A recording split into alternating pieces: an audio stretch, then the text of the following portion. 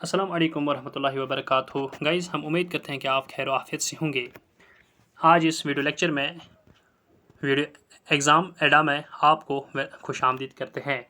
आज हम शेर Kashmir university of agriculture science and technology Srinagar यानी सुकॉस्ट की तरफ से जो एक एडवर्टीज़मेंट नोटिफिकेशन आ चुकी है जिसमें वेरियस नॉन टीचिंग पोस्ट्स हैं, ये एडवर्टीज़मेंट लेकर हम आज इस वीडियो लेक्चर में आ रहे हैं। ये एडवर्टीज़मेंट नोटिफिकेशन जो इस वक्त आप मेरी स्क्रीन पे देख रहे हैं, ये सुकॉस्ट कश्मीर की जो ऑफिशियल वेबसाइट है उस पर भी अवेलेबल है। और जो ऑफिशियल वेबसाइट है इस वक्त हम इसे एंड सर्कल करते हैं और ये इस ऑफिशियल वेबसाइट पे ये एडवर्टीज़मेंट नोटिफिकेशन अवेलेबल है। इस एडवर्टीज़मेंट नोटिफिकेशन में हम बात करेंगे जो वेरियस पोस्ट्स आ चुके हैं, हम उनकी पोस्ट के नाम पे बात करेंगे, उनकी नंबर ऑफ़ पोस्ट्स हैं, उनकी जो कैटेगरी वाइज जो है और उसके साथ साथ जो मिनिमम क्वालिफिकेशन है इस पे बात करेंगे। सबसे पहले जो सीरियल नंबर 1 पे जो इस वक्त हम देख रहे हैं वो है जूनियर इंजीनियर सिविल और इसकी जो पे लेवल है वो 5 है। ये सेंट्रल स्केल लेवल के तहत है यानी लेवल 6 है, पे लेवल 6 है। और नंबर ऑफ पोस्ट जो 3 है और इसके साथ जो कैटेगरी वाइज जो ब्रेकअप हम देख रहे हैं उसमें जनरल कैटेगरी यानी अनरिजर्व्ड के लिए 1 पोस्ट है, एससी के लिए 1 पोस्ट है और एसटी के लिए SC1 के लिए 1 पोस्ट है। इसके साथ साथ जो हम मिनिमम क्वालिफिकेशन देख रहे हैं ये है मिनिमम क्वालिफिकेशन उसकी जो है वो bachelors degree in civil engineering. अगर ऐसा ना हो तो फिर 5 year experience with diploma relaxable in case of in service candidates, यानी कि जो इसकी जो मिनिमम क्वालिफिकेशन है वो बैचलर्स इन सिविल इंजीनियरिंग होनी चाहिए। अगर सिविल इंजीनियरिंग ना हो, सिर्फ डिप्लोमा हो, तो फिर उसके लिए 5 साल की एक्सपीरियंस होना लाजमी है। इसके साथ बाद हम सीरियल नंबर 2 पे देखते हैं कि जो दूसरा है वो है जूनियर इंजीनियर इलेक्ट्रिक और उसकी जो पे लेवल है वो भी है लेवल 6 और इसकी टोटल नंबर ऑफ पोस्ट जो है 1 और ये है अनरिजर्व्ड के लिए। इसकी जो मिनिमम क्वालिफिकेशन है वो है bachelors degree in electrical engineering और अगर इंजीनियरिंग में बैचलर्स डिग्री ना हो तो फिर 5 साल के तजुर्बे के साथ, 5 साल के एक्सपीरियंस के साथ डिप्लोमा, यानी अगर किसी के पास डिग्री ना हो सिर्फ डिप्लोमा हो तो उसको डिप्लोमा के साथ साथ 5 साल की एक्सपीरियंस होना लाजमी है। और उस ये जो इन सर्विस कैंडिडेट्स होंगे उनके लिए थोड़ा सा इसमें रिलैक्सेशन होगी। इसके बाद हम बात करेंगे assistant manager milk processing plant, ये भी लेवल 6 का पोस्ट है और इसमें जो total number of post, total number of vacancy वो 1 है और वो अनरिजर्व्ड के लिए है। इसकी जो मिनिमम क्वालिफिकेशन हम देख रहे हैं वो है बीटेक डेयरी टेक्नोलॉजी और बीटेक डेयरी इंजीनियरिंग। इसके बाद जो हम देख रहे हैं कि वो है सीनियर मैकेनिक, इसकी जो लेवल है पे लेवल वो भी लेवल 6 है, बहुत अच्छी लेवल है और इसके टोटल नंबर ऑफ पोस्ट जो 1 है वो है अनरिजर्व्ड के लिए। और इसकी जो मिनिमम क्वालिफिकेशन है वो है MTech in agricultural engineering from any recognised university और institute with a minimum 55% marks, यानी इसकी जो मिनिमम एजुकेशनल क्वालिफिकेशन है वो है एमटेक एग्रीकल्चरल इंजीनियरिंग में किसी भी इंस्टीट्यूट या यूनिवर्सिटी से विद 55% मिनिमम मार्क्स होना लाजमी है। इसके बाद जो हम देख रहे हैं कि अकाउंट असिस्टेंट बहुत अच्छी पोस्ट्स हैं। ये एक ऐसा पोस्ट है जिसके लिए एक्सेल एस्पिरेंट्स प्रिपरेशन करते रहते हैं और वो इस कॉस्ट में भी इस एडवर्टीजमेंट नोटिफिकेशन में अवेलेबल है। लेवल 5 के साथ है असिस्टेंट अकाउंट असिस्टेंट पोस्ट है और इसकी जो टोटल वैकेंसीज हैं वो है 15। अगर हम उसकी कैटेगरी वाइज ब्रेकअप देखेंगे तो इसमें अनरिजर्व्ड के लिए 6 पोस्ट हैं, ALC या IB कैटेगरी के लिए 1, ST1 कैटेगरी के लिए 2, ST2 कैटेगरी के लिए 2 पोस्ट और इसके साथ साथ RBA के लिए 1 और OBC के लिए 1, EWS कैटेगरी के लिए 1 और SC के लिए 1 पोस्ट मुख्तस रखा गया है। इसके बाद अगर हम यहाँ इसकी मिनिमम क्वालिफिकेशन देखेंगे, मिनिमम क्वालिफिकेशन जो है वो ग्रेजुएशन होनी चाहिए या ग्रेजुएशन से ज़्यादा क्वालिफिकेशन होनी चाहिए, जिसके उस क्वालिफिकेशन के साथ साथ ओपन मेरिट के लिए ग्रेजुएशन में 50% मार्क्स होनी चाहिए और अगर कैटेगरी हो तो उसके लिए 45 मार्क्स होनी चाहिए। लेकिन इसके साथ साथ जो ग्रेजुएशन या एबो क्वालिफिकेशन होनी हो वो उसमें कॉमर्स सब्जेक्ट होना चाहिए या बिजनेस एडमिनिस्ट्रेशन होना चाहिए या साइंस सब्जेक्ट होना चाहिए या कंप्यूटर एप्लीकेशन या IT होना चाहिए या any other discipline with mathematics, statistics और इकोनॉमिक्स होना चाहिए ग्रेजुएशन में। यानी कि मैं आप थोड़ा सा सिंपल टर्म्स है इसको जूम करके आपको बता देता हूँ कि जो ग्रेजुएशन में या कॉमर्स ग्रेजुएशन में होना चाहिए या बिजनेस एडमिनिस्ट्रेशन ग्रेजुएशन में होनी चाहिए या साइंस ग्रेजुएशन में होनी चाहिए या कंप्यूटर एप्लीकेशन ग्रेजुएशन में होना चाहिए। अगर IC डिग्रीज ना हो ग्रेजुएशन में तो फिर ग्रेजुएशन में कोई भी सब्जेक्ट हो, कोई भी डिसिप्लिन हो, लेकिन उसके साथ साथ एक सब्जेक्ट या मैथमेटिक्स होना चाहिए या स्टैटिस्टिक्स होना चाहिए या इकोनॉमिक्स होना चाहिए।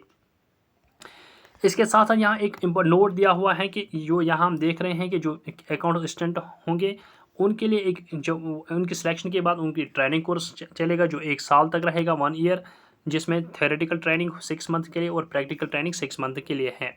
और इस ट्रेनिंग के दौरान उनको जो स्टिपेंड मिलेगा वो 6000 पर मंथ मिलेगा and they shall be granted level 5 after completion of the 1 ear training. यानी उनकी ट्रेनिंग के बाद जो उनकी पे लेवल वो 5 होगी, तब तक ट्रेनिंग के दौरान उन्हें सिर्फ 6000 मिलेगा।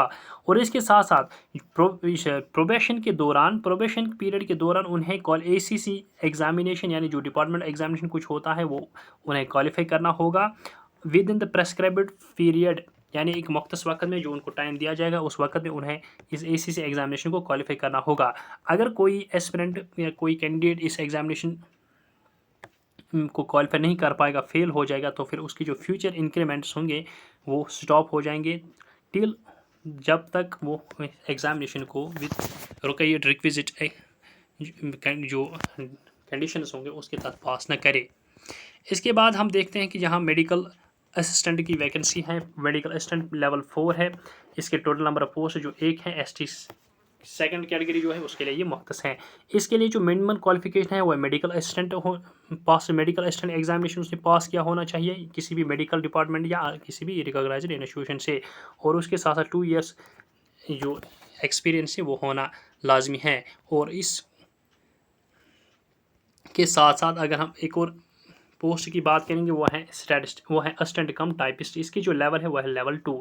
टोटल नंबर ऑफ पोस्ट जो है वो 19 है। और कैटेगरी वाइज ब्रेकअप जब देखते हैं तो अनरिजर्व्ड के लिए 8, OBC के लिए 1, EWS के लिए 1, SC के लिए 2, EWS के लिए 2, SC के लिए 2, ST 1 के लिए 2, ST 2 के लिए 2, RBA के लिए 1, ALC IB कैटेगरी के लिए 1।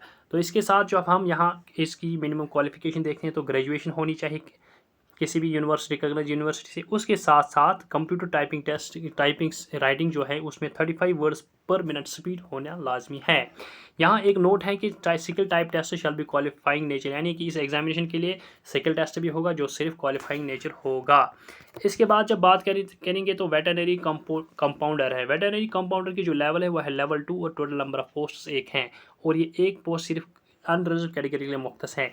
इसकी जो मिनिमम क्वालिफिकेशन है वो है 10+2 साइंस ग्रुप, यानी उसके लिए 10+2 में साइंस सब्जेक्ट होना चाहिए विद 2 ईयर डिप्लोमा होना चाहिए वेटरनरी फार्माकोलॉजी और कंपाउंडर फ्रॉम रिकॉग्नाइज्ड इंस्टीट्यूट, यानी उसके लिए 10+2 लेवल पे साइंस होना चाहिए। उसके साथ साथ 2 साल का डिप्लोमा होना चाहिए या वेटरनरी फार्माकोलॉजी में या कंपाउंडर फ्रॉम रिकॉग्नाइज्ड इंस्टीट्यूट, या मैट्रिकुलेशन होनी चाहिए with 2 year diploma in veterinary pharmacology होनी चाहिए या compounder from recognised institute with 5 year experience होनी चाहिए एंड नॉलेज होनी चाहिए लोकल लैंग्वेज की। यानी कि अगर 12th पास साइंस और 2 साल का डिप्लोमा ना हो वेटरनरी फार्माकोलॉजी और कंपाउंडर में, तो फिर उसके लिए मैट्रिकुलेशन होना चाहिए। उसके साथ साथ 2 साल का डिप्लोमा होना चाहिए वेटरनरी फार्माकोलॉजी और कंपाउंडर में या कंपाउंडर में, और इसके साथ साथ 5 साल का तजुर्बा होना लाजमी है।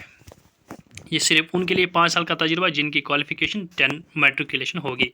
अब हम इसके बाद इंपॉर्टेंट पॉइंट देखते हैं कि जो है एज, यानी कि जो एज एलिजिबिलिटी है वो है वो जनरल कैटेगरी के लिए 18 to 40 ईयर्स एलिजिबल है, अनरिजर्व के लिए 43 ईयर्स एलिजिबल है, रिजर्व्ड पर्सनस विद डिसेबिलिटी के लिए 42 ईयर्स हैं, इन सर्विस कैंडिडेट्स के लिए 40 ईयर्स हैं और एक्स सर्विसमैन के लिए 48 ईयर्स। इसके बाद जो इंपॉर्टेंट है वो है एप्लीकेशन फ़ी। एप्लीकेशन फ़ी जो है वो 1000 होगा ओपन मेरिट एस्पिरेंट्स के लिए, ओपन मेरिट कैंडिडेट्स के लिए, और 700 होगा जो बाकी रिजर्व्ड कैटेगरीज होंगे। और इसके साथ साथ fee can be paid only online, आप सिर्फ ऑनलाइन या नेट बैंकिंग या क्रेडिट या डेबिट कार्ड जो भी होगा उसके ज़रिए से सिर्फ अपना फ़ीस आप पे कर सकते हैं, यानी या ऑनलाइन के मोड पे या नेट बैंकिंग ऑनलाइन मोड की जितनी यहाँ चाहे वो नेट बैंकिंग हो, क्रेडिट कार्ड हो, डेबिट कार्ड हो, इसके ज़रिए आप अपना फ़ी पे कर सकते हैं। इसके बाद हम देखते हैं कि इम्पॉर्टेंट अपडेट जो है वो है commencement of online application forms. आप यानी 5 जुलाई 2024 10 बजे से ऑनलाइन एप्लीकेशन फॉर्म सबमिट कर सकते हैं, और इसके साथ साथ जो लास्ट डेट ऑफ सबमिशन है ऑनलाइन एप्लीकेशन फॉर्म वो है 30 जुलाई 2024 रात के 11:59 PM पे, यानी कि 5 जुलाई से 30 जुलाई तक फॉर्म भर सकते हैं। इसके बाद जब हम यहाँ